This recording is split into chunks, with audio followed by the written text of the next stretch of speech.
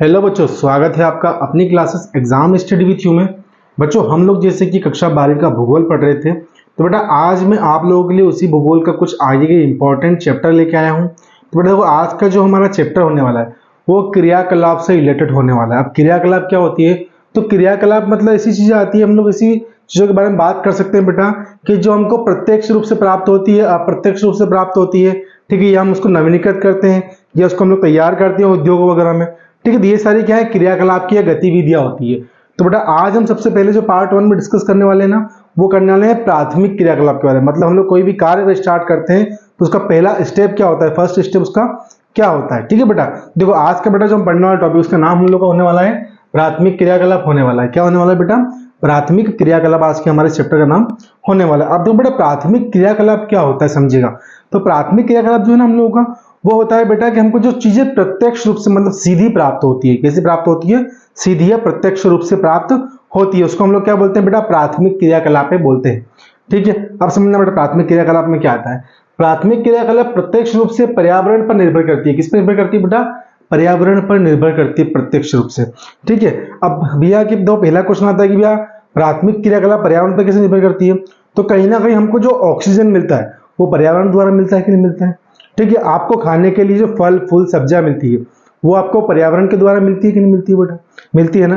तो ये सारी क्रियाकलाप क्या है बेटा? ये हमारे प्राथमिक क्रियाकलाप है। मतलब जो चीजें हमको, जो वस्तु हमको, जो संसाधन हमको प्रत्यक्ष रूप से प्राप्त होते हैं उनको हम लोग जो है वो प्राथमिक क्रियाकलाप कहते हैं, जो हमको प्रत्यक्ष रूप से प्राप्त होती है। ठीक है बेटा, अब देखो सेकंड देखते हैं हम लोग।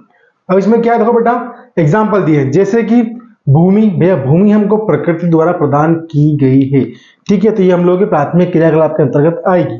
ठीक है, जल हमको प्रत्यक्ष मिलता है, वनस्पति हमको प्रत्यक्ष मिलती है, खनिज हमको प्रत्यक्ष रूप से मिलता है, जीव जो जीव है। भैया हम लोग भी मान लो इस पृथ्वी पर, इस अर्थ पे आए थे तो हम भी तो कहीं ना कहीं प्रकृति द्वारा ही उत्पन्न हुए थे। ठीक है, जो मान लो पहला जो आदि मानव आया था इस पृथ्वी पे, तो वो किसी ना किसी प्रक्रिया द्वारा ही तो आया होगा। ठीक है, तो ये सब क्रियाकलाप क्या है बेटा? प्राथमिक क्रियाकलाप के अंतर्गत आते हैं। ठीक है, जीवों द्वारा उपयोग किए जाने वाले संबंधित जो है वस्तु हो गई, वो सब क्या है? प्राथमिक क्रियाकलाप में आती है। चलो अब देखते हैं बेटा कि प्रमुख प्राथमिक क्रियाएं क्या क्या होती है। मतलब ऐसी कौन कौन सी प्राथमिक क्रिया होती है जो प्रमुख है, मेन इंपॉर्टेंट है। ठीक है, समझिएगा। तो उसमें पहली आती है बेटा आखेट। कौन सी आती है? पहली आखेट आती है। दूसरा आता है भोजन संग्रहण। दो बेटा, भोजन संग्रहण कैसे? सर मेरी बात सुनिए, कोई मान लो किसान है और फसल को उत्पादित कर रहा है तो पूरे वर्ष भर अनाज को खाने के लिए संग्रहित करता है। ठीक है, तो वो भी किस में आएगा भैया? वही प्राथमिक क्रियाकलाप में हम लोगों का आने वाला है। ठीक है बेटा, फिर पशुचारण। भैया पशु जो चरता है, जिस घास को खाता है वो प्रत्यक्ष रूप से तो खाता है, वो प्रकृति पे तो होती है। ठीक है, मतलब भूमि पे तो होती है। भूमि क्या प्रत्यक्ष चीज है, प्राकृतिक चीज है। ठीक है, तो कहीं ना कहीं किसके अंतर्गत आएंगे? प्राथमिक क्रियाकलाप के अंतर्गत आएंगे ना हम लोग के। ठीक है, फिर क्या है बेटा? मछली जो तालाब से पकड़ते हैं हम लोग। ठीक है, आदि सारी चीजें क्या है बेटा? ये प्राथमिक क्रियाकलाप के सारे एग्जाम्पल्स हैं। ठीक है, चलो अब हम लोग देखते हैं बेटा कि व्यापारिक पशुपालन क्या होता है। तो व्यापारिक पशुपालन देखो क्या होता है, सुनो पहले बेटा, उसके क्षेत्र पढ़ेंगे हम लोग। व्यापारिक पशुपालन मतलब वो जो पशु हम लोग व्यापार के लिए करते हैं। ठीक है, उनको बोलते हैं हम लोग व्यापारिक पशुपालन। देखो समझना। अब जैसे क्या, उत्तरी अमेरिका का पेरियर क्षेत्र, मतलब उत्तरी अमेरिका का जो पेरियर क्षेत्र है ना, वहां पे बेटा अधिकांश मात्रा में क्या है बेटा? मवेशी। मतलब हम बोल सकते हैं कि इससे जो व्यापार किए जाते हैं जो क्या है? पशुओं के ऊपर होते हैं। मतलब पशुओं को उसी स्थान पर रखा जाता है, उसी स्थान पर दूध का, मांस का, ठीक है, या विभिन्न प्रकार की जो भी चीजें होती है, ठीक है, उन सभी का जो है उन पशुओं द्वारा उत्पादन होता है। ठीक है, तो उनके लिए क्या है भैया कि वहां की सरकार ने एक रिजर्व क्षेत्र कर दिया, उसका नाम क्या है? उत्तरी अमेरिका का पेरियर क्षेत्र। ठीक है, सेकंड देखते हैं। सेकंड है बेटा वेनेजुएला का लानोज। कौन सा सेकंड? वेनेजुएला का लानोज स्थान। ठीक है, घास का स्थान है। थर्ड वाला है बेटा दक्षिण अफ्रीका का वेल्ड स्थल। कौन सा है थर्ड वाला? दक्षिण अफ्रीका का वेल्ड स्थल हम लोग का आता है। ठीक है बेटा, फिर है अर्जेंटीना का पंपास घास का स्थान। इस पंपास को हम लोग कंपास के नाम से भी याद रखते हैं। ठीक है, पंपास मतलब क्या है? घास का स्थान है। ठीक है, उसके बाद कौन है? लानोज हो गया। ठीक है, पेरियर हो गया। मतलब देखो छोटे बताता हूं आपको मैं। ठीक है, तो उत्तरी अमेरिका का पेरी। ठीक है, उसके बाद में वेनेजुएला का लानोज। ठीक है बेटा, उसके बाद हम लोग देखते हैं बेटा यहाँ पे तो क्या है? दक्षिण अफ्रीका का वेल्ड। ठीक है, अर्जेंटीना का पंपास। ठीक है, इसकी आर्मी ट्रिक इसकी है।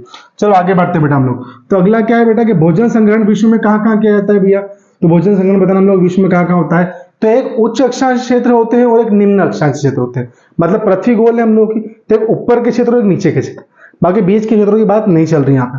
ठीक है, हाँ हमको पता है पृथ्वी अपने एक्स पे झुकी हुई है। बाकी जो ऊपर के क्षेत्र जो है ना बेटा, वहां की बात करें, और जो नीचे के क्षेत्र है वहां की हम लोग बात कर रहे हैं इसमें। ठीक है, समझना बेटा। उसमें तो अब उच्च अक्षांश में कौन सा आएगा, उत्तरी कनाडा, उत्तरी यूरोप, ठीक है, उत्तरी कनाडा और उत्तरी यूरोप आते हैं, ठीक है। अब बेटा देखो, अब निम्न अक्षांश देखते हैं क्या आता है, अमेजन बेसिन आता है, ठीक है, उष्णकटिबंधीय अफ्रीका या ऑस्ट्रेलिया, और भी 2-3 नाम इसमें है बेटा, जो आपको जो डिस्क्रिप्शन में बता दूंगा, या फिर आप लोग टेलीग्राम पर अगर ज्वाइन है तो आपको वहां पे मिल जाएंगे, ठीक है। अब देखो बेटा ऋतु प्रवास क्या होता है, ठीक है, यहां से आपको यहां तक इन चारों पॉइंट में कोई समस्या नहीं होगी, ठीक है। एक बार आप इसका स्क्रीनशॉट ले लो बेटा, जिससे कि आपको पढ़ने में पूरी इसको आसानी होगी, ठीक है। आप देखो बेटा, अब हम बात करते हैं कि ऋतु प्रवास क्या होता है। देखो ऋतु प्रवास मतलब क्या होता है, ऋतु मतलब बताता है मौसम संबंधी परिवर्तन, उसको हम लोग बोलते हैं ऋतु, ठीक है। माह होते हैं उनका परिवर्तन होता रहता है। अब सुनो बेटा, ऋतु प्रवास बहुत ईजी है। अभी आप लोगों की त्रैमासिक एग्जाम, टर्मिनल एग्जाम जो हुई थी ना 12th के बच्चों की, उसमें क्वेश्चन आता है कि ऋतु प्रवास क्या होता है। अब समझना बेटा, ऋतु प्रवास क्या होता है कि ग्रीष्म काल में मैदानों से पर्वतीय चारागाहों की ओर, ग्रीष्म काल मतलब गर्मी के मौसम में हम लोग मैदान के भागों को छोड़कर पर्वत के भागों की ओर जाते हैं। कहां से, मैदान के भागों को छोड़कर पर्वत के भागों की ओर जाते हैं, ठीक है। क्या है, देखो ग्रीष्म काल में मैदानों से पर्वतीय चारागाहों की ओर तथा शीतकाल में पर्वतीय भागों से मैदानी चारागाहों की ओर पशुचारण का होना प्रवास या ऋतु प्रवास कहलाता है।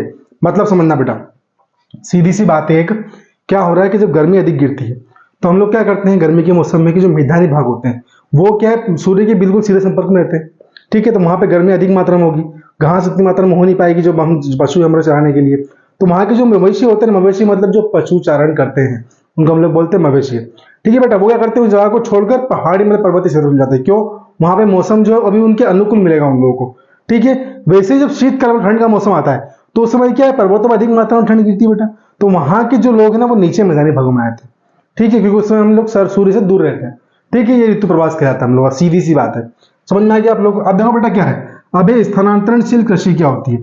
अब स्थानांतरणशील कृषि है, स्थानीय कृषि बोलते हैं इसको हम लोग, ठीक है। स्थानांतरण कृषि भी इसको हम लोग बोलते हैं, झूमिंग कृषि इसको हम लोग बोलते हैं। सुनो बेटा क्या बोल रहा है ये, कृषि हेतु प्राकृतिक वनस्पतियों को काटकर, मतलब जो पेड़ पौधे किसी एक भूमि पर उगे हुए हैं, ठीक है, या मान लो वहां पे वो निवास स्थापित है, उनको वहां से काट कर उनको वहां पे जला देना, और जो जली हुई राख है उन वनस्पतियों उसको खाद के रूप में जो है उसका उपयोग कर लेना, ये कहलाती है बेटा स्थानांतरण या स्थानांतरणशील कृषि कहलाती है। सुनो यही लिखा है, क्या है, कृषि योद्ध प्राकृतिक वनस्पति को काट दिया जाए या जला दिया जाए, ठीक है, या तो आप उसको काट दो और काट के उसको जला दो, ठीक है। इस जली हुई वनस्पति मतलब जो पेड़ पौधे आपने जलाए हैं ना उनको वनस्पति बोल रहे हैं। वनस्पति की राख की परत उर्वरक का कार्य करती है, उर्वरक मतलब खाद का कार्य करे एक तरह से, ठीक है, वो एक तरह से जैविक खाद हम लोगों का हो जाता है, ठीक है। उसको हम लोग क्या बोलेंगे, स्थानांतरण या स्थानांतरणशील कृषि इसको हम लोग कहते हैं। आया बेटा समझ में, चलो ठीक है आगे बढ़ते हैं।